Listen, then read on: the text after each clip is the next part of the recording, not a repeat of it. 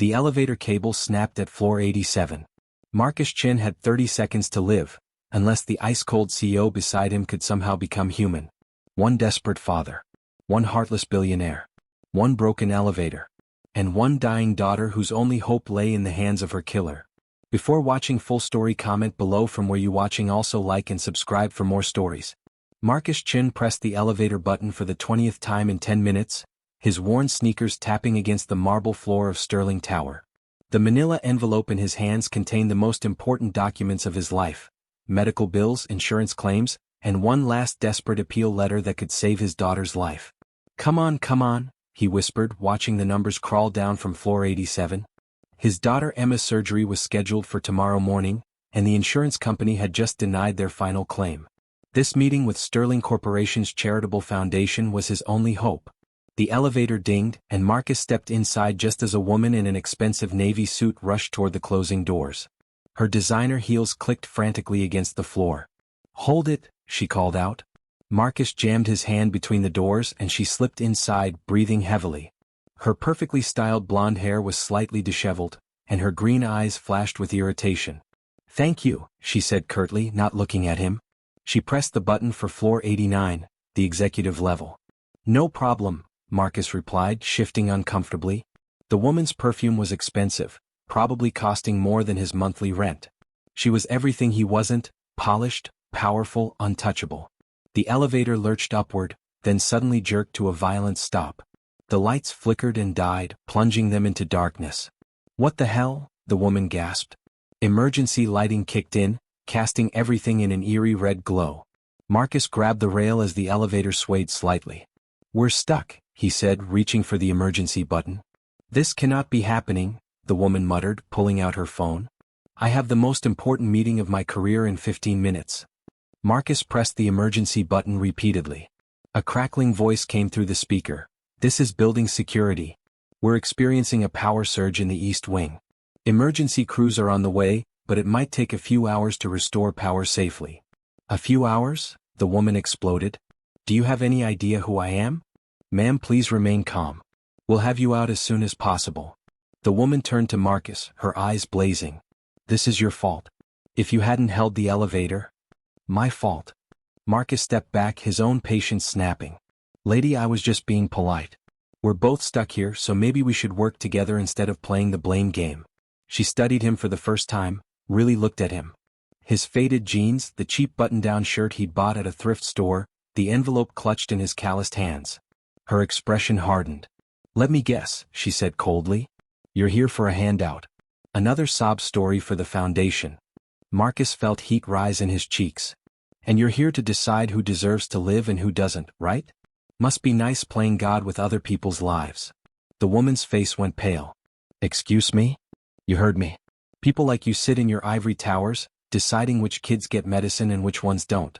You've never had to choose between groceries and hospital bills. You've never had to hold your child while she cries from pain you can't afford to fix. You don't know anything about me," she whispered. "I know enough," Marcus shot back. "I know you're wearing shoes that cost more than my car. I know you've never had to work 3 jobs just to keep a roof over your head.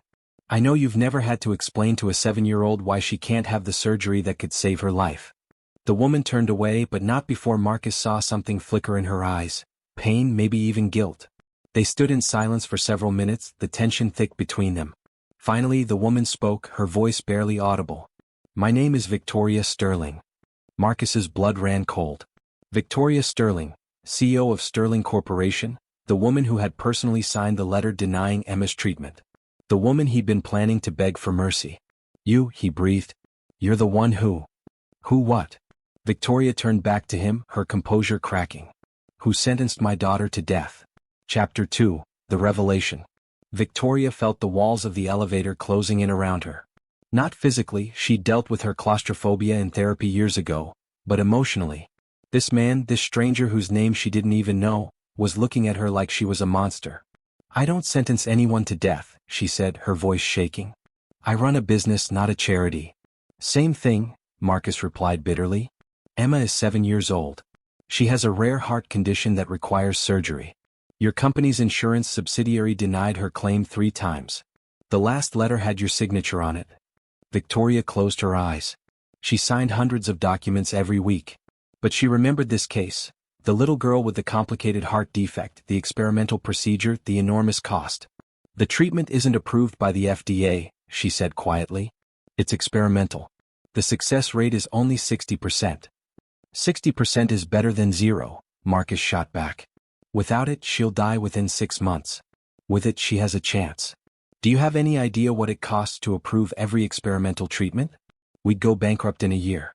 Then no one would have coverage. Marcus stared at her. So you play judge and jury with people's lives. You decide who lives and who dies based on spreadsheets and profit margins. It's not that simple. It is exactly that simple. Marcus slammed his fist against the wall. My daughter is dying and you're worried about your bottom line. Victoria flinched. She'd been called heartless before, but never with such raw pain behind the words. She thought about her own daughter, Sophia, safe in her private school with the best doctors money could buy. What's your daughter's name? She asked softly. Emma. Emma Chin. She loves to paint. She wants to be an artist when she grows up. Marcus's voice cracked. When she grows up. If she grows up. Victoria pulled out her phone and scrolled through her contacts. Dr. Harrison? It's Victoria Sterling. I need you to pull a file, Emma Chin pediatric case. She listened for a moment. Yes, that's the one. I want a full review of the case and I want your personal opinion on the treatment options. Marcus watched her in stunned silence. I don't care about the cost, Victoria continued. I want to know if this surgery could save her life. Yes, I'll hold. She looked at Marcus. Dr. Harrison is the best pediatric cardiologist in the country. I keep him on retainer. Why are you doing this? Marcus asked suspiciously. Victoria was quiet for a long moment. Because I have a daughter too. The elevator shuddered and they both grabbed the rails. The emergency lighting flickered ominously. Tell me about Emma, Victoria said. Marcus hesitated, then pulled out his phone. The screen was cracked, but he managed to show her a photo. A little girl with pigtails and a gap-toothed grin, holding up a painting of a rainbow. She painted this last week, Marcus said, his voice softening. She told me the colors were like her heart, broken but still beautiful. Victoria felt tears prick her eyes. She's beautiful. She's everything to me. Her mother died when she was 3. Car accident. It's just been us since then. I'm sorry, Victoria said and meant it. I work construction during the day, stock shelves at night, and drive for a rideshare company on weekends. I've sold everything I own, borrowed money I can't repay, and I'm still $50,000 short. Your company was my last hope. Victoria's phone buzzed. Dr. Harrison? Yes, I'm listening. Marcus watched her face as she spoke to the doctor, trying to read her expression. Her features softened, then hardened again. I see, she said finally. And your success rate with this particular procedure? 90%? Are you certain? Yes, I trust your judgment. Thank you, doctor. She hung up and turned to Marcus. The surgery isn't as experimental as the insurance review indicated. Dr. Harrison has performed this procedure 43 times in the past 5 years. Only 4 patients didn't recover fully. Marcus felt his knees go weak. 90%?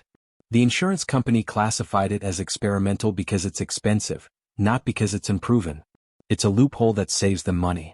So Emma could be saved? Victoria nodded. Dr. Harrison wants to meet with you tomorrow. He says if Emma is a good candidate, he could perform the surgery next week. Marcus slumped against the wall, overwhelmed. I can't afford it. Even if I had 90% odds, I don't have the money. Money isn't the issue anymore, Victoria said quietly. I don't want charity, Marcus said fiercely. I want to earn this. I want to pay for my daughter's life. Victoria studied him. Here was a man who'd had every reason to hate her, who'd called her out for the very real harm her policies caused, but who still had too much pride to accept a handout. Then work for it, she said. What? I'm offering you a job. Head of Community Relations for Sterling Corporation. Your salary would be enough to cover Emma's surgery and ongoing care. Marcus stared at her. You're serious? I've been looking for someone to run our charitable foundation. Someone who understands what it's like to need help. Someone who won't just rubber stamp denials. I don't have any experience with corporate. You have the only experience that matters, Victoria interrupted. You know what it's like to be on the other side of those denials. You know what it's like to fight for someone you love. The elevator shuddered again and the lights went out completely. In the darkness, Marcus could hear Victoria's breathing, quick and shallow. "Are you okay?" he asked. "I'm fine," she said, but her voice was tight. "You don't sound fine." "I said I'm fine." The words came out sharper than she intended. Marcus was quiet for a moment. Then, "My daughter is afraid of the dark too. After her mother died, she used to have nightmares. I'd sit with her until she fell asleep, telling her stories about brave princesses and magical kingdoms." "I'm not afraid of the dark," Victoria said, but her voice was barely a whisper. "Tell me about your daughter," Marcus said gently. Victoria was quiet for so long that Marcus thought she wouldn't answer. Then, "Sophia. She's 12. She thinks I'm a terrible mother." "Why would she think that?" "Because I work too much. Because I missed her school play last month. Because I'm never home for dinner. Because I'm exactly like my father was, cold, distant, married to the company." "But you're doing all this for her, right? To give her a good life." Victoria laughed bitterly. "That's what I tell myself. But the truth is I'm doing it because I don't know how to do anything else. I took over this company when I was 28, right after my father died.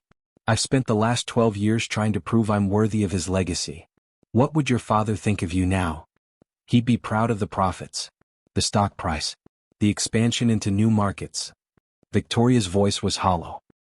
"He wouldn't care that I can't remember the last time I tucked my daughter into bed." Marcus felt around in the darkness and found her hand. She tensed but didn't pull away. "Maybe it's not too late to change," he said. "Change?" Victoria's laugh was sharp. "I've built my entire identity around being the Ice Queen of Sterling Corporation. I don't know how to be anything else." "You could learn. People can change, especially when they have a reason to." The emergency lights flickered back on, casting their red glow over the elevator. Victoria looked at Marcus, really looked at him, and saw something she hadn't expected: hope. "Why don't you hate me?" she asked. "Because hating you won't save Emma. And because I think you're not as heartless as you pretend to be." Victoria felt something crack inside her chest. Not break but crack open like an egg about to hatch. "The job offer is real," she said. "I meant what I said about heading our charitable foundation. And I meant what I said about earning it. I don't want special treatment because you feel guilty." "It's not guilt," Victoria said. "It's good business. I need someone who can help me see the company through different eyes. Someone who can help me remember what we're supposed to be doing, helping people, not just making money." Marcus squeezed her hand. "Deal. But I have one condition." "What?" "I want to meet your daughter. And I want Emma to meet her too after the surgery. I think they might be good for each other." Victoria felt tears she hadn't shed in years threatening to fall. "Why would you want that?" "Because I think you need to remember what it's like to be human. And because Emma needs to see that there are good people in the world, even in unexpected places." The elevator shuddered one more time, then lurched back to life. The normal lights came on, and they could hear the mechanical whir of the car beginning to move. "We're moving," Victoria said. "Yeah," Marcus replied, but neither of them let go of each other's hands. Chapter 3, The Transformation. 3 months later, Marcus stood in the executive boardroom of Sterling Corporation, presenting his quarterly report to the board of directors. The same manila envelope that had once contained his desperate plea for help now held charts showing the increased efficiency and public goodwill generated by the company's revamped charitable foundation. "Under the new community outreach program," Marcus said, clicking to his next slide, "we've approved 87% of previously denied claims. Our customer satisfaction rating has increased by 43%, and our stock price has hit an all-time high." Victoria watched from the head of the table, trying to hide her smile. In 3 months, Marcus had transformed not just the foundation but the entire culture of Sterling Corporation. Employees who had once processed denials like automatons now took time to understand each case. The company's reputation had shifted from heartless corporation to industry leader in corporate responsibility. "The numbers are impressive," said board member Richard Blackwood, Victoria's former rival for the CEO position. "But what about the bottom line? How much is this compassion costing us?" Marcus had anticipated this question. "Actually, Mr. Blackwood, it's making us money. By approving more claims up front, we're avoiding costly legal battles and appeals processes. We're spending 12% more on direct patient care, but we're saving 18% on administrative costs. Net profit is up 6%.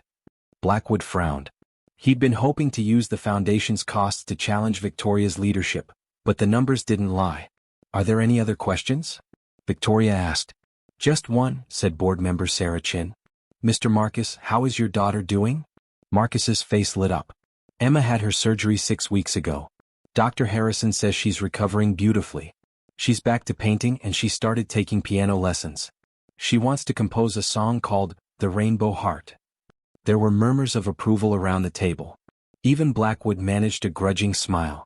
That's wonderful news, Victoria said.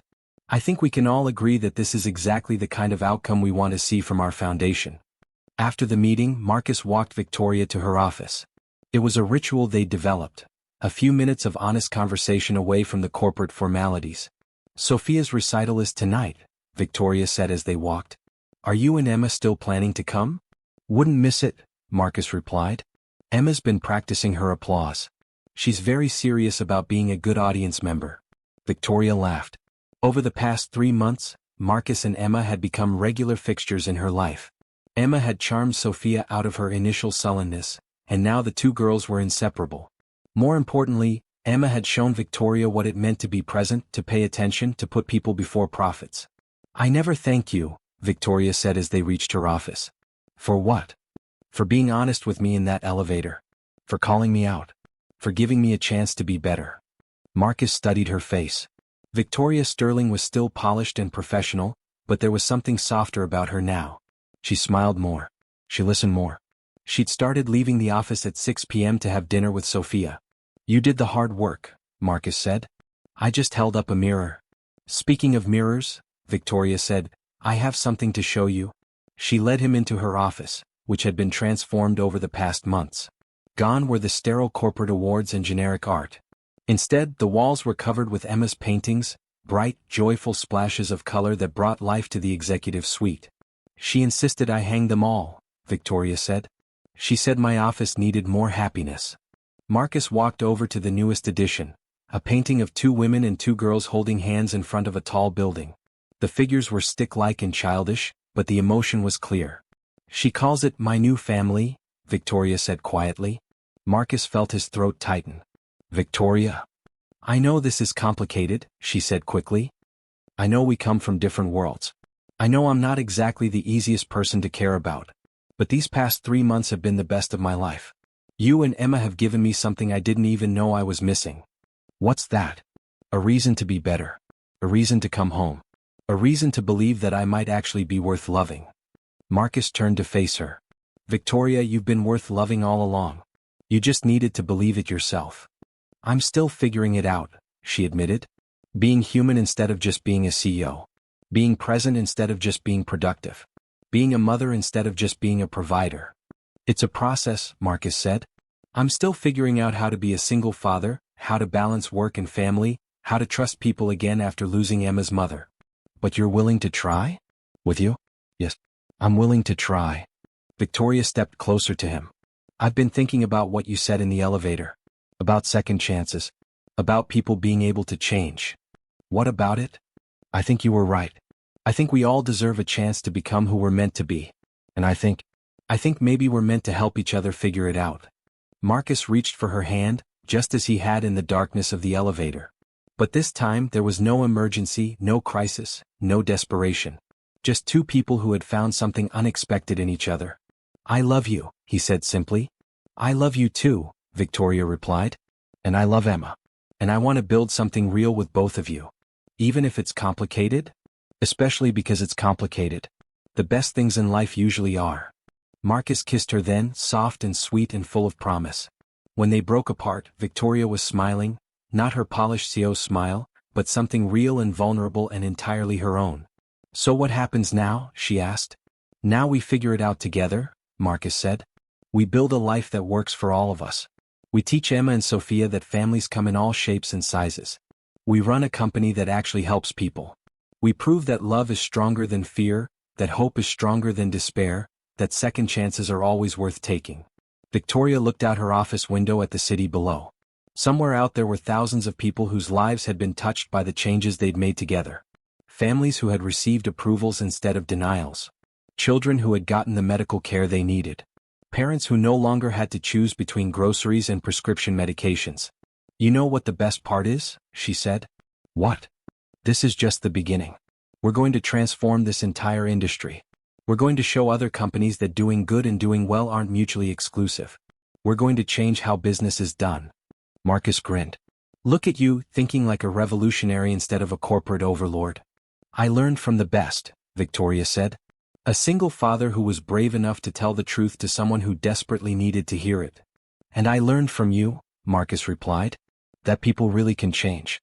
That love can grow in the most unexpected places. That sometimes the best things in life happen when you're trapped in an elevator with exactly the right person. Victoria laughed. Should we tell people that our love story started with you calling me heartless? Only if you want to, Marcus said. But I think people need to hear stories like ours. Stories about second chances and unexpected love and the power of standing up for what's right. Then let's tell it, Victoria said. Let's show the world that transformation is possible. That love is possible. That hope is always possible. As if summoned by their words, Marcus's phone buzzed with a text from Emma.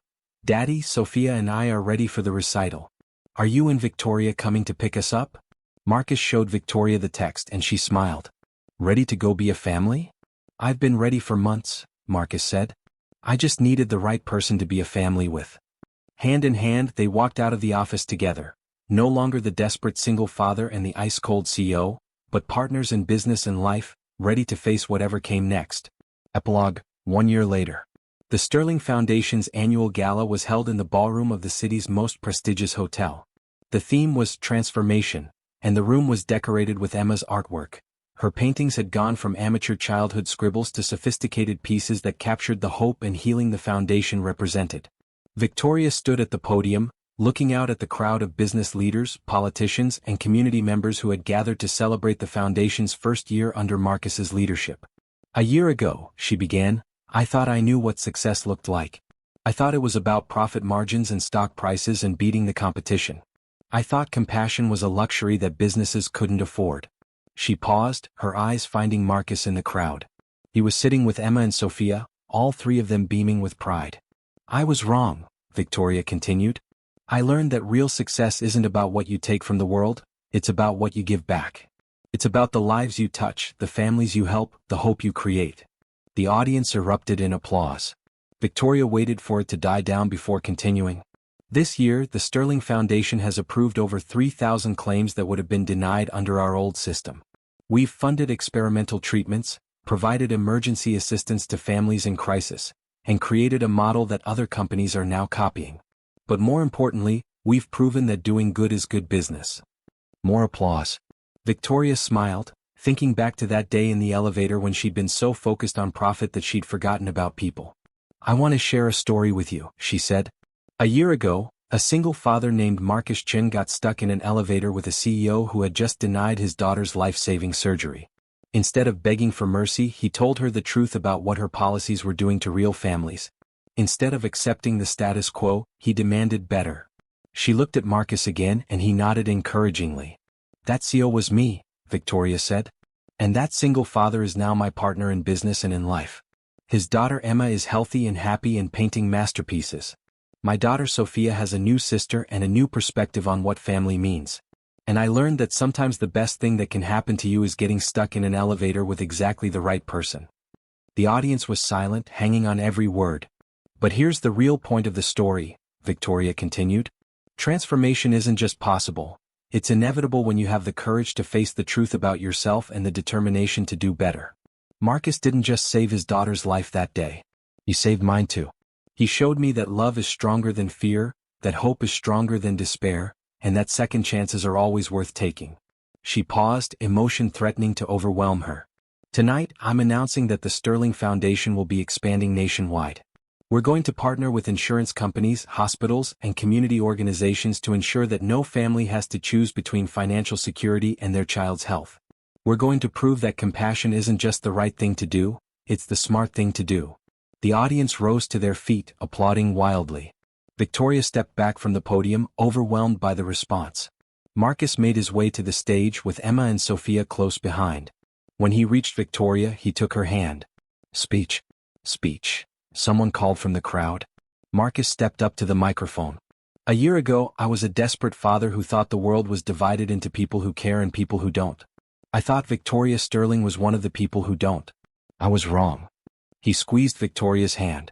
The truth is we all care. We all want to do good. We all want to make a difference. Sometimes we just need someone to remind us of who we really are underneath all the fear and doubt and self-protection. He looked out at the crowd. Victoria didn't just save my daughter's life. She showed me that transformation is possible for all of us. That love can grow in the most unexpected places. That hope is always stronger than despair. Emma tugged on his sleeve and he leaned down so she could whisper in his ear. He smiled and lifted her up so she could reach the microphone. "I want to say something," Emma said in her sweet 7-year-old voice. Sometimes grown-ups forget that love is the most important thing. But Victoria didn't forget. She remembered that helping people is better than making money. She remembered that families are about love, not just blood. She remembered that everyone deserves a chance to be happy. She looked at Victoria with adoring eyes. "Victoria, thank you for saving my life. Thank you for loving my daddy. Thank you for being my new mommy. I love you." There wasn't a dry eye in the house. Victoria took the microphone one last time. "Thank you, Emma. Thank you, Marcus. Thank you, Sophia. And thank you to everyone who believed that we could build something better together." She looked out at the crowd one last time. "The Sterling Foundation's work is just beginning. We're going to transform how business is done, how families are supported, how communities are built. We're going to prove that love really can change the world." As the evening wound down, Marcus and Victoria stood on the hotel's terrace, looking out at the city lights. Emma and Sophia were inside, comparing notes on their favorite desserts from the gala. "Hard to believe it's only been a year," Marcus said. "Best year of my life," Victoria replied. "Even counting the day we got stuck in that elevator." "Especially counting the day we got stuck in that elevator," Marcus corrected. "That was the day everything changed. That was the day I met my family," Victoria said. "That was the day I learned what really matters." Marcus pulled her close. "What happens next?" "Next we keep building," Victoria said. "We keep growing. We keep transforming. We keep proving that love is stronger than fear, that hope is stronger than despair, and that second chances are always worth taking. Together?" "Together," Victoria confirmed. "Always together." As they watched the city lights twinkle below, neither of them could have imagined that what started as a chance encounter in a broken elevator would transform not just their lives, but the lives of thousands of families across the country. But that's the thing about love. It has a way of spreading, of growing, of transforming everything it touches. And sometimes, if you're very lucky, it all starts with getting stuck in an elevator with exactly the right person.